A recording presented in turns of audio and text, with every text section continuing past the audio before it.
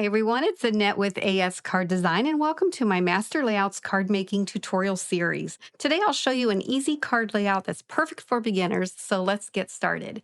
So the first video in this series is Master Layouts 1 and I'm showing you it right here.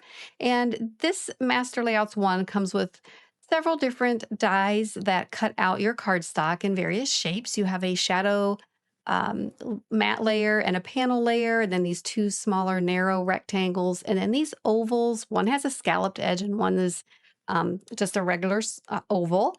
And I'm going to be using all of the dies except these two skinny rectangle ones. I'm going to save those for another card layout, but those are really fun to incorporate into cards. And so, but we're going to use these four dies for today's cards. So I'm going to go ahead and get these out of the way and we're going to go ahead and get started.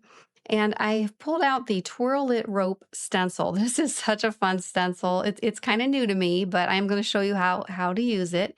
And we're going to use a piece of the Ginakdesigns layering weight white cardstock. So I'm going to get that out and we're going to go ahead and use these two inks, which are Kelly Green and Blue Lagoon.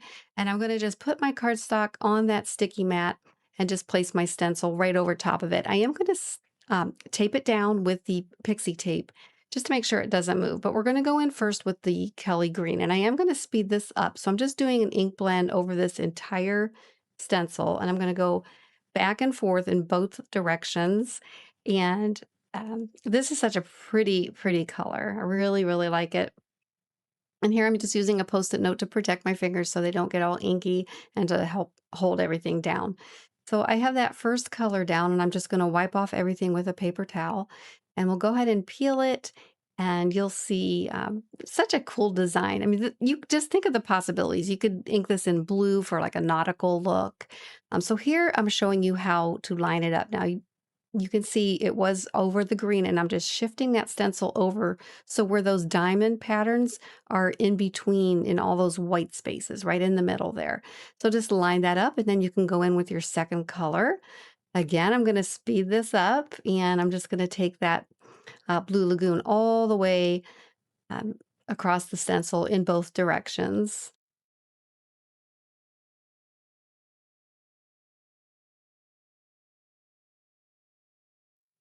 And then we'll go ahead and I think I wiped it off of camera, but then we'll go ahead and do the reveal and you can see how gorgeous. Easy panels. This makes such quick panels with beautiful, beautiful design there. And you can do fall colors, whatever colors. I love blues and greens, so I thought I would do that today. Now you can, if you look really closely, I was off just a little bit, but it really doesn't matter. It's all going to look fine once the card's put together. So I'm setting that aside and I'm bringing in my Thoughtful Flowers stamp set and we're going to stamp that floral image. And this was a bundle when I got it and I have the coloring stencils, which is just two stencils there.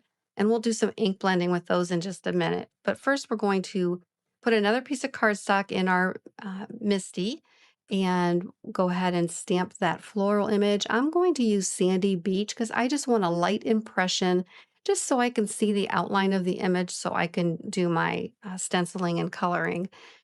So we'll go ahead and do that. And I know it might be a little bit hard to see on the camera, but you'll see here and it come together here in a minute. So here is the coloring stencil, and I'm just getting that panel back onto my sticky mat, and I'm coming in with the first stencil.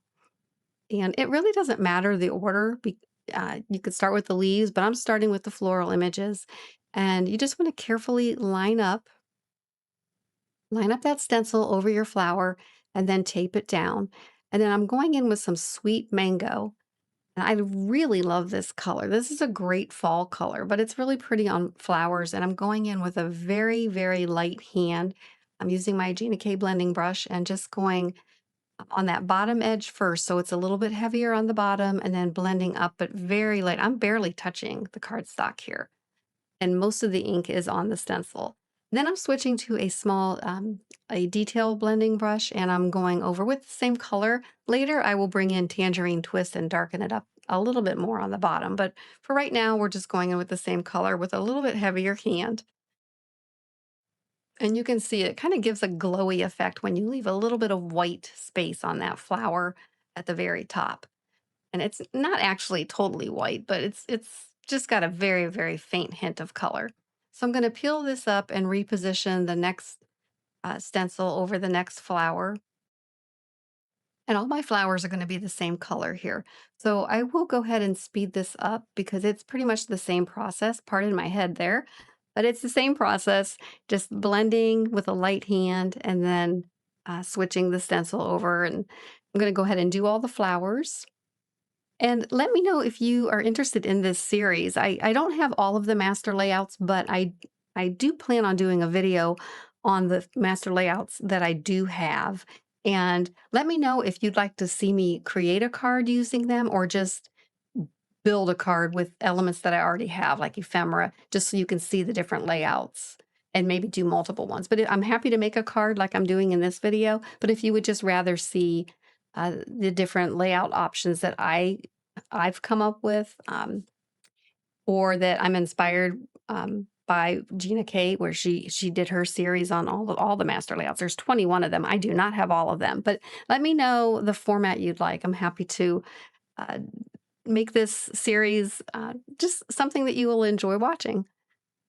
All right, so now we're moving on to the leaves, and I'm using Lucky Clover and Light Spruce. This is kind of an unlikely combination, but I thought I'd give it a try.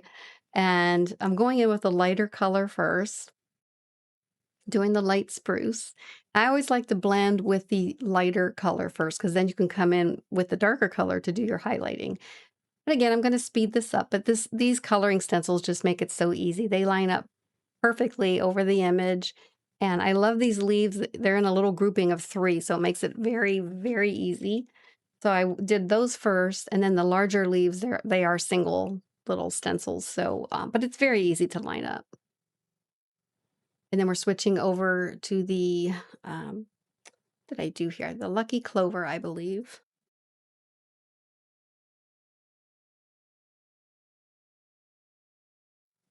And that just really, really adds a little pop of brightness to this design.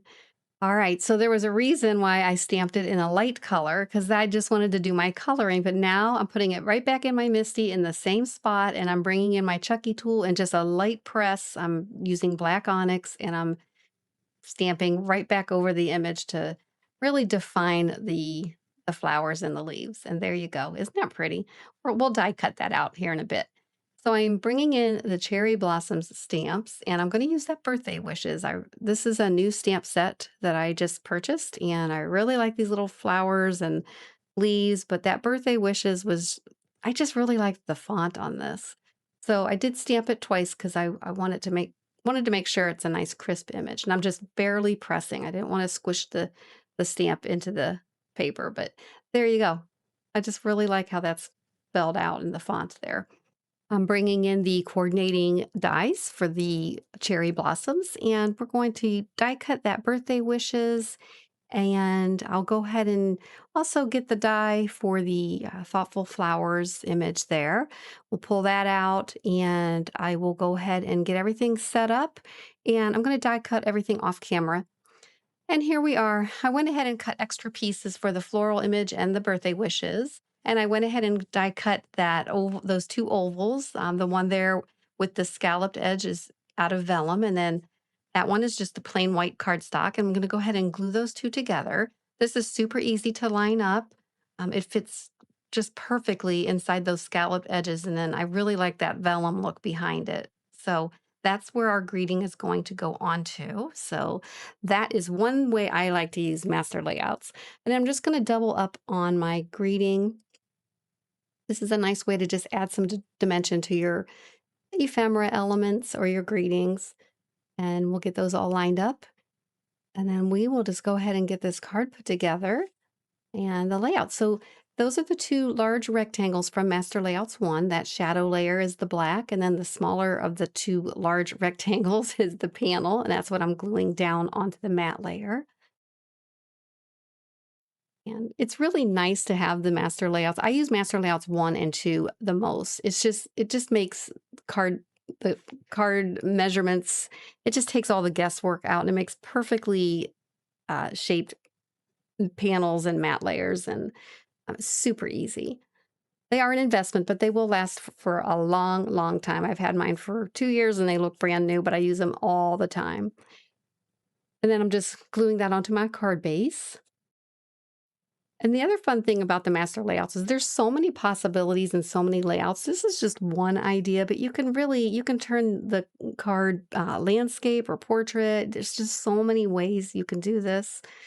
But I was kind of deciding which way I wanted the oval to go, but I ended up using, I believe I went this way, but I did like both of them equally, so it was kind of hard to decide. But I went this route, and we're going to go ahead and glue that down.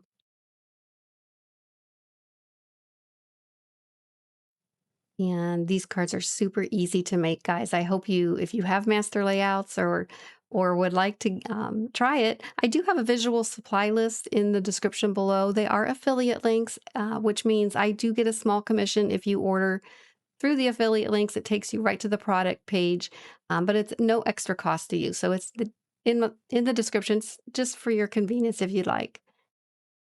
And you can see I used some scrap paper for the backing of that extra piece. That's a good way to use up your scraps. Just die cut another piece and glue them on the back of your greeting for that dimension. But I am going to pop this up with some foam tape only because it was a little uneven with the flowers.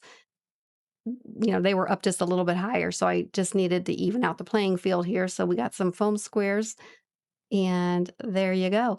And I thought it just needed one little final touch. So I am bringing in Gina K's pearl mix, the black, gold, and silver, and I'm going to just dump them out into this little shell dish. I think I got this at Hobby Lobby a long time ago, but I like to dump my embellishments in it.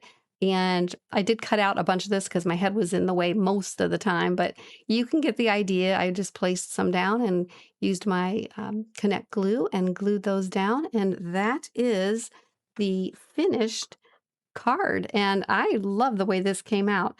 I hope you enjoyed this Master Layouts card making tutorial and that this project gave you some new ideas for creating your own handmade cards.